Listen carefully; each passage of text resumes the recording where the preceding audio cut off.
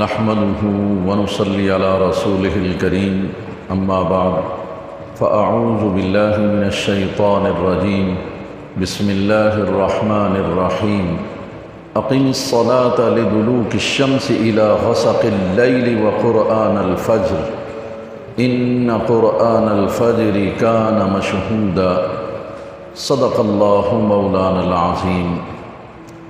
معزز اور محترم سامعین و حاضرین، ہمارا یہ ہفتہ وار درس قرآن و سنت کا سلسلہ تسلسل کے ساتھ جاری ہے، اور آج سورہ بنی اسرائیل کی آیت نمبر 78 سے تلاوت کرنے کا شرف حاصل کیا ہے۔ گزشتہ آیات میں اللہ تبارک و تعالی نے پیارے حبیب صلی اللہ علیہ وسلم کو وہ جو دشمنان دین و اسلام تنگ کر رہے تھے، پریشان کر رہے تھے، مکے کے مشرکین، ان کا ذکر کیا تھا۔ اب ظاہر ہے جب ان کی شرارتیں بڑھ گئیں، دشمنیاں بڑھ گئیں، تو ہر مشکل وقت میں ہمیں کسی سہارے کی ضرورت ہوتی ہے۔ تو پیغمبر تو ویسے ہی اللہ تبارک و تعالیٰ کا حمایت یافتہ ہوتا ہے، تائید یافتہ ہوتا ہے۔ تو پیغام تو قرآن پہلے ہی دے چکا تھا، استعینوا بالصبر والصلاۃ، کہ ہر مشکل میں صبر اور نماز کے ذریعے مدد حاصل کرو اللہ کی، اور اللہ صبر کرنے والوں کے ساتھ ہے۔ لہذا اللہ تبارک و تعالی نے یہاں نبی صلی اللہ علیہ وسلم کے دلی تسکین کے لیے، اطمینان کے لیے، اور وہ جو مشرکین کی طرف سے اذیتیں مل رہی تھیں اس سے کچھ سکون حاصل کرنے کے لیے فرمایا اقیم الصلاۃ، اے میرے حبیب نماز قائم کیجئے، لدلوک الشمس، سورج کے ڈھلتے ہی نماز کا سلسلہ شروع کر دیں، الی غسق اللیل، رات چھا جائے تو تب بھی یہ سلسلہ جاری رہنا چاہیے، وقرآن الفجر، اور اس کے بعد پھر قرآن فجر میں پڑھیں، خوب طویل فجر کی نماز میں قرآن کی تلاوت کریں۔ گویا یہاں پر اللہ تبارک و تعالی نے 5 نمازوں کے متعلق ایک عمومی حکم نامہ جاری فرمایا ہے۔ سورج ڈھلتا ہے تو ظہر آ جاتی ہے، پھر آگے بڑھتا ہے تو عصر آ جاتی ہے، پھر شام ہوتی ہے تو غروب ہوتا ہے تو مغرب آ جاتی ہے، اور رات جب پڑتی ہے تو عشاء کی نماز آ جاتی ہے۔ یہ چاروں کا ذکر آ گیا۔ پھر قرآن الفجر کو ذرا الگ سے ذکر کیا، کیونکہ فجر کی نماز دوسری نمازوں سے اس لیے الگ ہے، اس میں قرات طویل کی جاتی ہے، اور اس میں اکثر لوگ سوئے ہوئے ہوتے ہیں اور بندہ اپنے رب سے تعلق قائم کرتا ہے۔ نبی صلی اللہ علیہ وسلم فجر کی نماز میں سورہ بقرہ، سورہ آل عمران، اس طرح سے طویل سورتیں اس میں پڑھا کرتے تھے۔ لیکن وہ جو تفصیل ہے نماز کی، کہ اوقات کیا ہیں نمازوں کے، طریقہ کار کیا ہے، اس کے لیے اللہ تبارک و تعالیٰ نے خصوصی ہدایت دے کر جبرائیل کو بھیجا۔ 2 دن مسلسل آتے رہے، اور پہلے دن ہر نماز کو اس کے پہلے وقت میں ادا کیا تاکہ پتہ چلے کہ نماز کا وقت شروع کب ہوتا ہے۔ اگلے دن ہر نماز کو باجماعت ادا کروایا آخری وقت میں، تاکہ پتہ چلے کہ ہر نماز کا آخری وقت کیا ہے۔ اور یہ تمام تفصیل صحاح ستہ کی تمام کتب میں یہ موجود ہے۔ جبرائیل علیہ السلام آئے اور انہوں نے نبی صلی اللہ علیہ وسلم کو باقاعدہ جماعت کے ساتھ نماز پڑھا کر بتایا کہ اس طرح سے اللہ تعالیٰ فرماتا ہے نماز پڑھنی۔ اول وقت کیا ہے، آخر وقت کیا ہے، یہ ساری تفصیل اس میں موجود ہے۔ فرمایا ان قرآن الفجر کان مشہودا، یہ جو فجر کے وقت قرآن کا پڑھا جانا ہے اس میں تو آپ ضرور طویل قرات کیا کریں، کان مشہودا، کیونکہ اس کا مشاہدہ کیا جاتا ہے، اسے دیکھا جاتا ہے، اسے پسند کیا جاتا ہے، اس میں فرشتے بھی حاضر ہوتے ہیں، اللہ کی رحمت بھی حاضر ہوتی ہے۔ اللہ کا ایک سسٹم ہے، نظام ہے، کچھ کارکنان قضاء و قدر یعنی فرشتے صبح کے وقت آتے ہیں، سارا دن زمین پر رہتے ہیں، رپورٹ اللہ کو پہنچاتے ہیں، کچھ شام میں آتے ہیں، ساری رات یہاں رہتے ہیں، رات کی رپورٹیں خبریں صبح اللہ کو دیتے ہیں۔ آپ کہیں گے کہ اللہ تو ہر چیز جانتا ہے اور جاننے والا ہے، ہاں اللہ جانتا ہے، یہ نہ بھی ہوں تو جانتا ہے، لیکن اس نے اپنے لیے ایک سسٹم بنایا ہے، نظام بنایا ہے، اور یہ اس کی مرضی ہے، کون اس سے کہہ سکتا ہے کہ ایسا کیوں ایسا کیوں۔ تو صبح کا وقت ایسا ہوتا ہے کہ رات بھر ڈیوٹی کرنے والے فرشتے نماز کے وقت حاضر ہوتے ہیں، اور اب ان کو واپس جانا ہوتا ہے،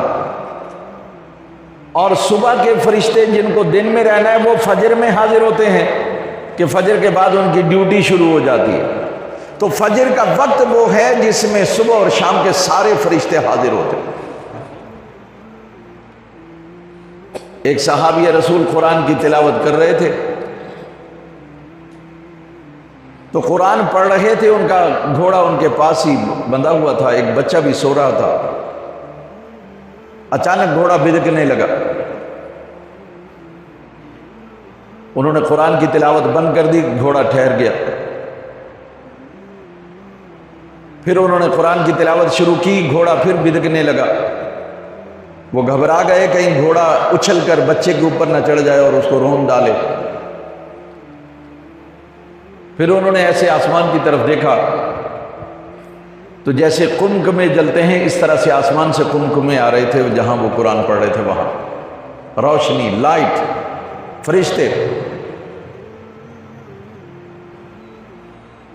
تو انہوں نے قرآن کی تلاوت بند کر دی اور فجر کی نماز میں حاضر ہوئے، یا رسول اللہ صلی اللہ علیہ وسلم آج یہ واقعہ پیش آیا۔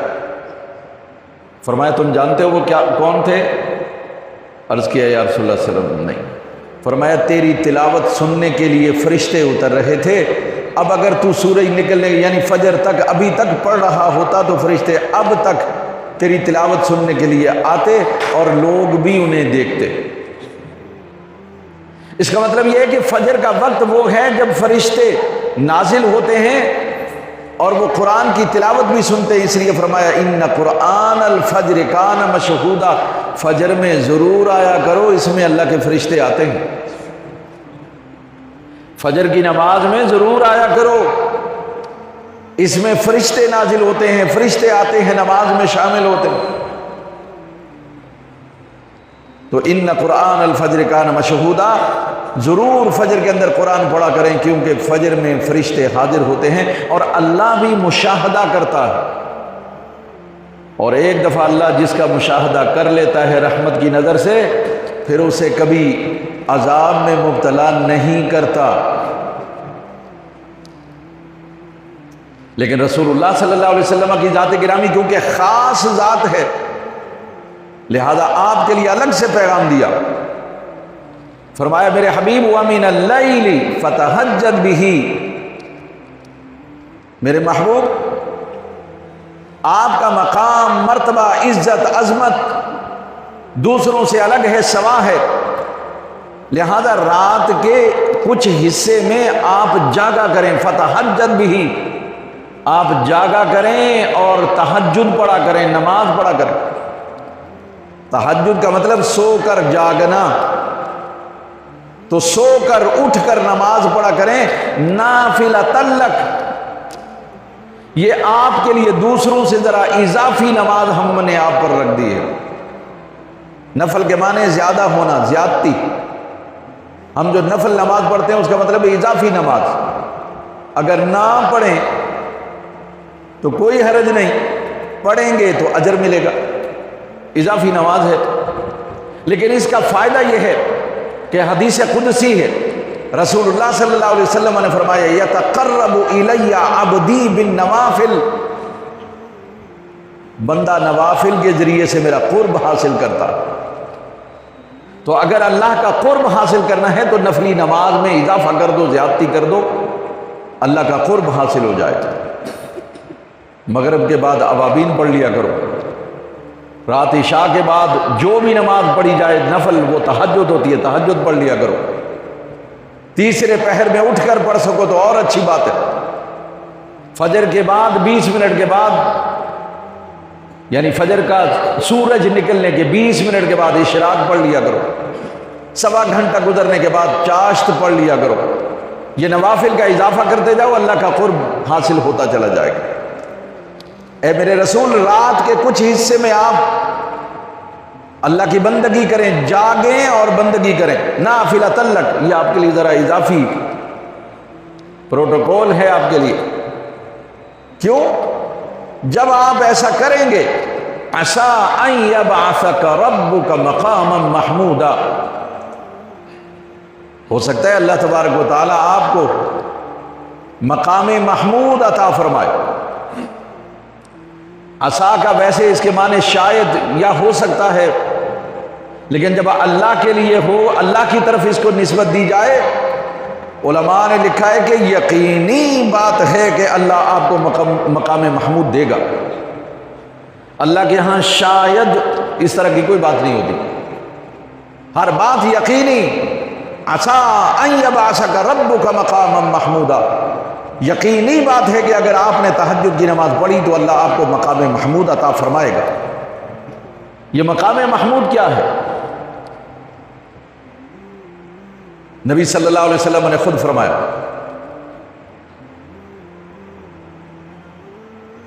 الذی اشفع لامتی فیہ، آپ نے فرمایا یہ مقام محمود وہ مقام ہے جہاں کھڑے ہو کر میں اپنی امت کی سفارش کروں گا، شفاعت کروں گا۔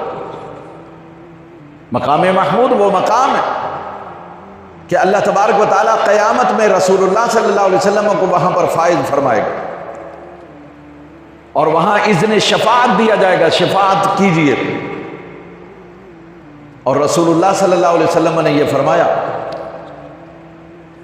جو شخص میرے لیے مقام محمود کی دعا کرے گا، کل قیامت میں جب میں مقام محمود پر فائز ہو جاؤں گا تو اس کی شفاعت کروں گا۔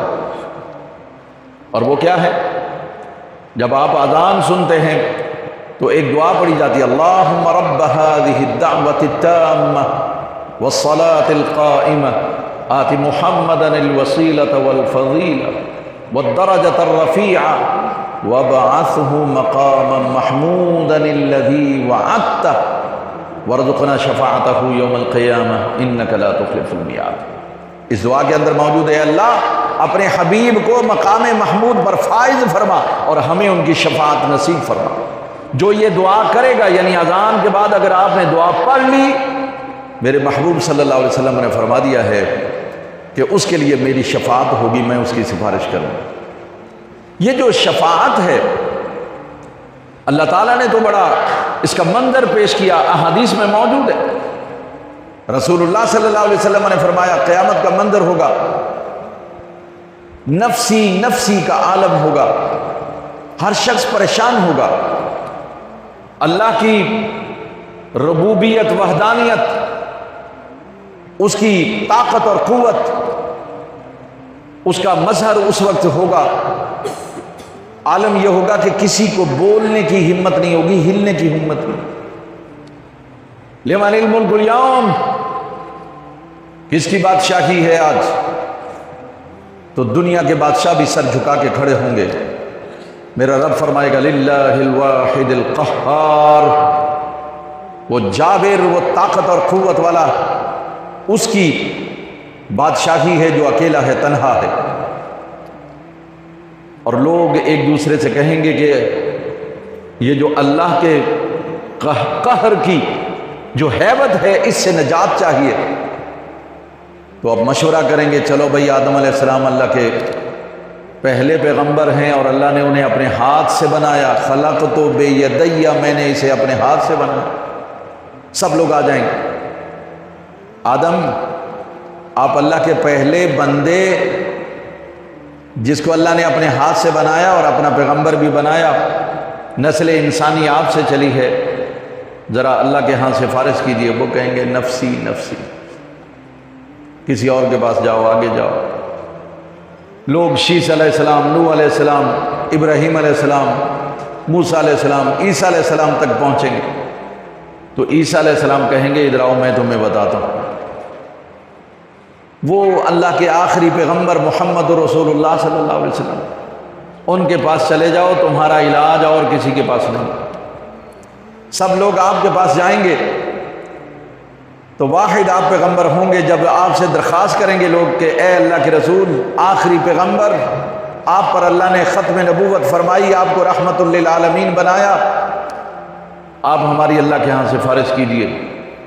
تو آپ فرمائیں گے انا لہا انا لہا، ہاں ہاں میں ہی تمہاری سفارش کروں گا، میں ہی تمہاری سفارش کے لیے ہوں، میں ہی ہوں تمہاری سفارش کے لیے.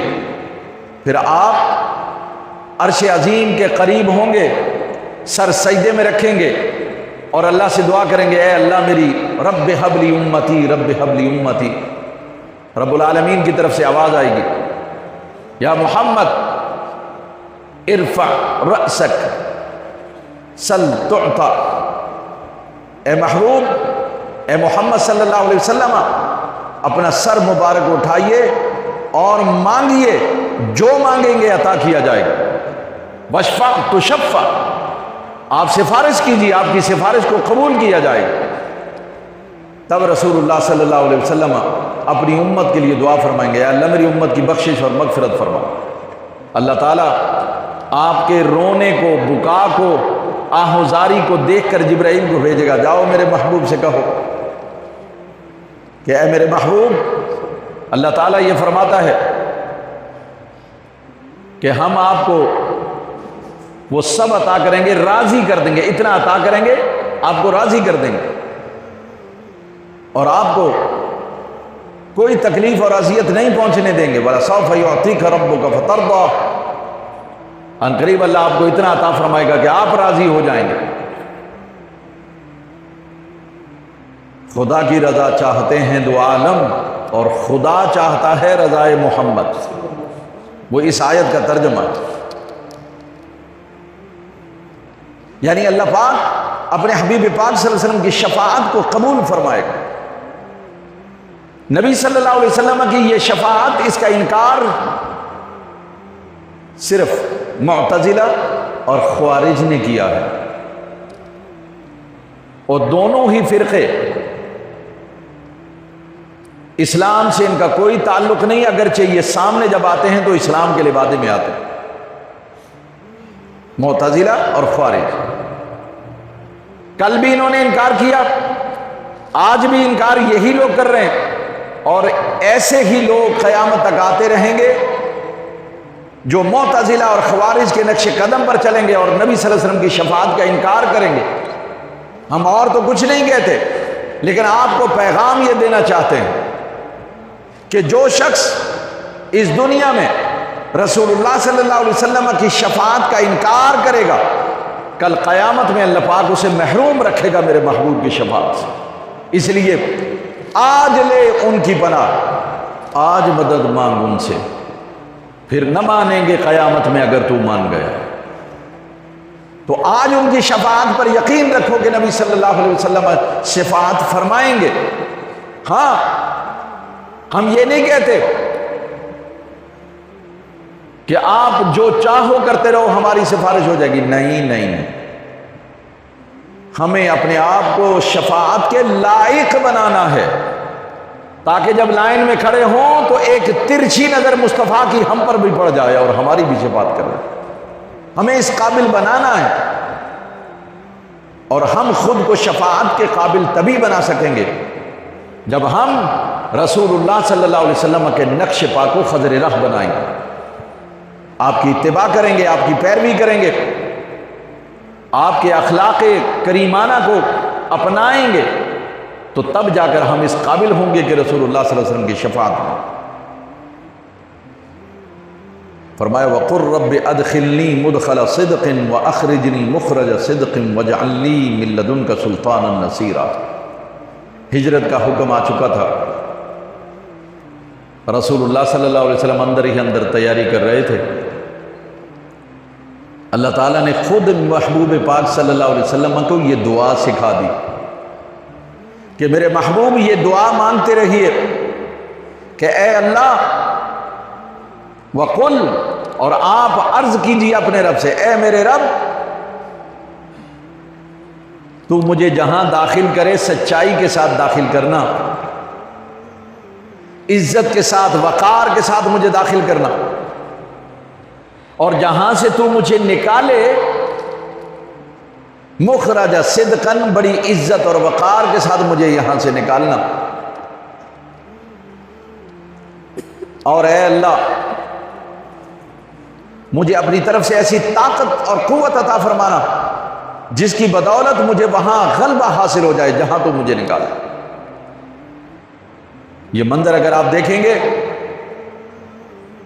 تو یہ ہجرت کا وقت تھا، مکہ سے نکلنا تھا، تو اللہ تعالیٰ نے محبوب پاک صلی اللہ علیہ وسلم کی یہ دعا سکھا دی ہے، اے محبوب آپ دعا مانگیں، اللہ عزت سے مجھے لے جانا یہاں سے، اور اللہ تعالیٰ نے ایسی عزت عطا فرمائی، دشمن آپ کو قتل کرنے کے لیے جمع تھا، منصوبے بنا رہا تھا، اور نبی پاک صلی اللہ علیہ وسلم کنکریوں پر پھونک مار کر، یاسین پڑھ کر، پھونک مار کر، انہیں اندھا کر کے روانہ ہو گئے، انہیں خبر بھی نہ ہوئی۔ عزت اور وقار کے ساتھ انہوں نے پیچھا بھی کیا، مگر میرے رب سے دعا کی گئی تھی، وہ دعا قبول ہوئی، اور عزت اور وقار کے ساتھ بحفاظت اللہ تعالیٰ نے مدینہ میں پہنچا دیا، یہاں سے نکال دیا عزت کا اور وقار کے ساتھ، اور جہاں پہنچے مدینہ میں تو دعا کی تھی اللہ جہاں داخل کرے وہاں بھی عزت دینا، وہاں عزت ایسی ملی کہ اوس اور خزرج وہ آپ کے مرید بن گئے، مسلمان بن گئے، بنو قریظہ بھی وہ آپ کے معاہدے کے اندر آ گئے اور آپ کی حاکمیت کو، ریاست کو تسلیم کر لیا، بادشاہت کو تسلیم کر لی، تو نبی صلی اللہ علیہ وسلم جاتے ہی مدینہ کے بادشاہ بن گئے۔ تمام یہودی قبائل وہ نبی صلی اللہ علیہ وسلم کو انہوں نے استقبال کیا، اور آپ کو وہی عزت اور احترام دیا جو کسی بادشاہ کو دیا جاتا ہے۔ عبداللہ بن ابی کو جو نبی صلی اللہ علیہ وسلم سے حسد تھا یا بغض تھا، وہ یہی تھا، ادھر اس کی تاج پوشی ہونے والی تھی، ادھر رسول اللہ صلی اللہ علیہ وسلم تشریف لے آئے، تو لوگوں نے شخصیت کا موازنہ کیا، عبداللہ بن ابی منافق کے اندر کچھ نظر نہ آیا، اور میرے مصطفیٰ کریم صلی اللہ علیہ وسلم کو دیکھتے ہی انہیں خدا یاد آ گیا، وہ سب کے سب مصطفیٰ کریم صلی اللہ علیہ وسلم کے ساتھ ہو گئے، تو اللہ تعالیٰ نے یہ دعا بھی قبول فرمائی، اور ایسا غلبہ عطا فرمایا، طاقت عطا فرمائی کہ پھر اس کے بعد کسی کو جرت نہیں ہوئی، اور جس نے جرت کی اللہ تعالیٰ نے اسے نشان عبرت بنا دیا۔ اور یہ الفاظ اگر آپ نے سچ دیکھنے ہوں تو بدر کو دیکھیے، احد کو دیکھیے، خندق کو دیکھیے، اور پھر اللہ تعالیٰ نے فاتحانہ شان سے 8ویں سال مکہ میں داخل فرمایا، اور میرے رسول صلی اللہ علیہ وسلم عرب کے جزیرے کے فاتح بادشاہ، متفقہ بادشاہ بن گئے، ریاست کے سربراہ بن گئے۔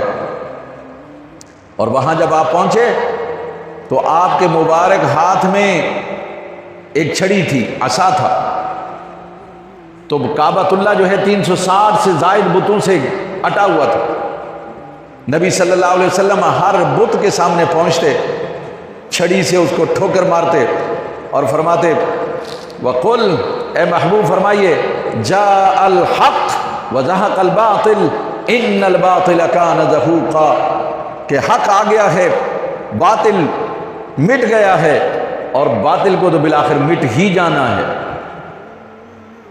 یہ بات جب ہجرت کا موقع تھا تو اللہ تعالیٰ نے اپنے حبیب پاک صلی اللہ علیہ وسلم کو سکھا دی.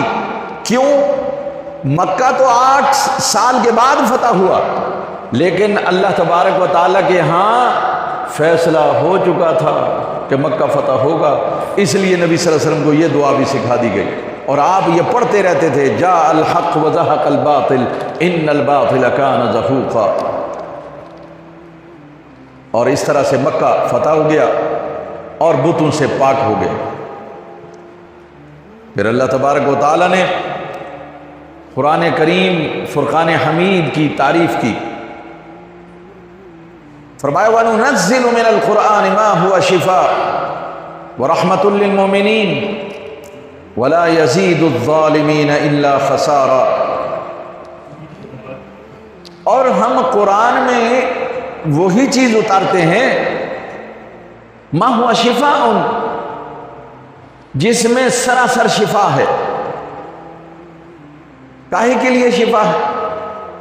وہ جو روحانی بیماریاں لگ جاتی ہیں، حسد ہے، بغض ہے، کینہ ہے، نفرت ہے، تعصب ہے، اور اسی طرح جھوٹ ہے، خیانت ہے، بددیانتی ہے، یہ ساری جو بیماریاں ہیں ان کی شفا اللہ نے قرآن میں رکھی. وَهُدًى وَرَحْمَةٌ لِّلْمُؤْمِنِينَ، اور مومنوں کے لیے اس میں رحمت ہے. قرآن کو اللہ تعالیٰ نے مومنوں کے لیے رحمت بنایا، یعنی ان کی حفاظت کا حصار بنایا ہے اور برکت کا ذریعہ بنایا ہے. وَلَا يَزِيدُ الظَّالِمِينَ إِلَّا خَسَارًا. اور یہ جو ظالم ہیں، ظالم کون ہے؟ جو مومن نہیں ہے وہ ظالم ہے، اور جو ظالم ہیں ان کو قرآن سے نقصان ہی ہوتا ہے. ان کو قرآن سے نہ رحمت ملتی ہے نہ شفا ملتی ہے. قرآن سے رحمت اور شفا حاصل کرنے کے لیے، ہدایت حاصل کرنے کے لیے مومن ہونا ضروری ہے. ایمان کا چراغ اگر جل رہا ہے تو قرآن سے فائدہ ہوگا، اور ایمان کا چراغ اگر بجھا ہوا ہے تو آپ قرآن ایک نہیں 100 قرآن پڑھیے تب بھی آپ کو فائدہ نہیں ہوگا. لہذا ایمان کا چراغ روشن ہونا چاہیے تاکہ قرآن سے فائدہ حاصل کیا جا سکے. اس میں کوئی شک نہیں، اللہ تبارک و تعالیٰ نے جا بجا قرآن کی تعریف فرمائی ہے.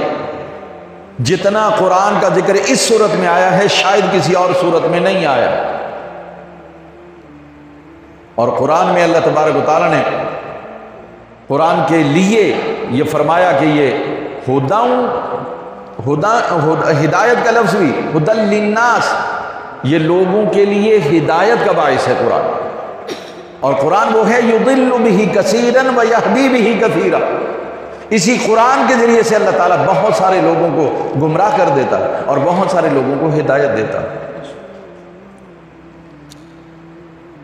لیکن آگے اللہ تعالیٰ نے قرآن تو ہدایت بن کے آیا، قرآن تو شفا بن کے آیا، قرآن تو رحمت بن کے آیا، لیکن حضرت انسان کا رویہ یہ ہے وَإِذَا أَنْعَمْنَا عَلَى الْإِنسَانِ، کہ جب ہم انسانوں پر اپنی نعمتوں کا اظہار کرتے ہیں، اپنی نعمتوں سے اسے نواز دیتے ہیں، اس کی دعائیں قبول کر لیتے ہیں، اس کو مقام اور مرتبہ عطا کرتے ہیں، اس کو سکون، امن، چین، اطمینان نصیب ہوتا ہے، اور دنیا میں تمام وہ آسائشیں جو وہ چاہتا ہے وہ ہم عطا کرتے ہیں.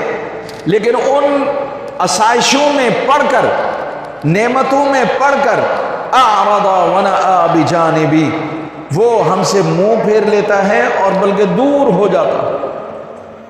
یہ انسانوں کا رویہ ہے. جب اللہ تعالیٰ نواز دیتا ہے تو پھر وہ اللہ سے دور ہو جاتا ہے، اعراض برت لیتا ہے.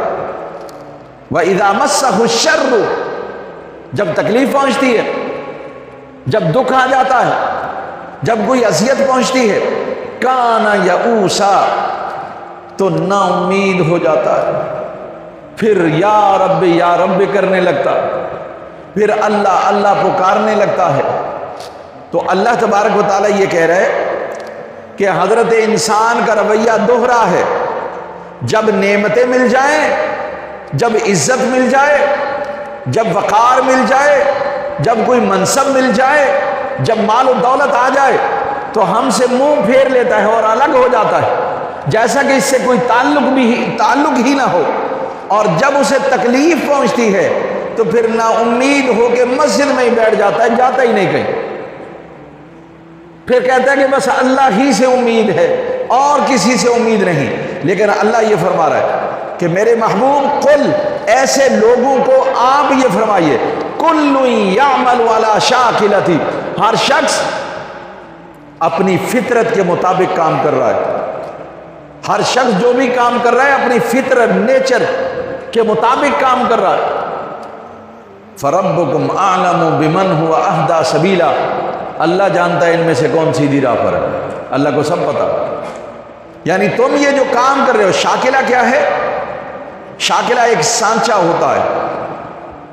آپ اگر کوئی چیز بنانا چاہتے ہیں تو ڈائیاں ہوتی ہیں آپ کے پاس، ڈائی، جو چیز بنانا چاہیں گے ڈائی کا استعمال ہوتا ہے، پیمانے کا استعمال ہوتا ہے، اس میں آپ میٹیریل ڈال دیتے ہیں تو جیسی ڈائی ہوتی ہے ویسا ہی کوئی نہ کوئی پرزائی اور چیز بن کے نکل آتی ہے۔ کرسی ہو، یہ آپ کا کپ ہو، یہ جتنی چیزیں یہ ایسے ہی بنتی ہیں، اور بڑے بڑے پرزے لوہے کے ایسے بنتے ہیں۔ تو شاکلہ کا مطلب یہ ہے کہ انسان کی نیچر، اس کی فطرت، اس کی ایک کیپیسٹی ہے، پراپرٹیز ہے، اس سے باہر نکل کر وہ کام نہیں کر سکتا۔ مثلا اگر کسی شخص کو موٹا ہونا ہے تو بھئی اپنی کھال کے اندر ہی موٹا ہوگا نا، کھال سے باہر نکل کر تو موٹا نہیں ہو سکتا۔ وہ جو کھال ہے سمجھو کہ یہ اس کی فطرت ہے، بھئی اس کے اندر رہے گا۔ بعض لوگ بڑا کھاتے ہیں لیکن آپ دیکھتے ہیں یار وہ پھٹتے نہیں ہیں، موٹے نہیں ہوتے، تو نہیں ہوں گے بھائی، اللہ نے جیسی کھال بنائی ہے اسی کے اندر رہیں گے، اس سے باہر نہیں نکلیں گے، اس سے باہر نکلیں گے تو مر جائیں گے۔ تو انسان کی فطرت ہے جو اللہ نے بنائی ہے، اس کے مطابق یہ عمل انجام دیتا رہتا ہے، اس سے باہر نہیں نکل سکتا۔ لیکن سیدھی راہ پر کون ہے؟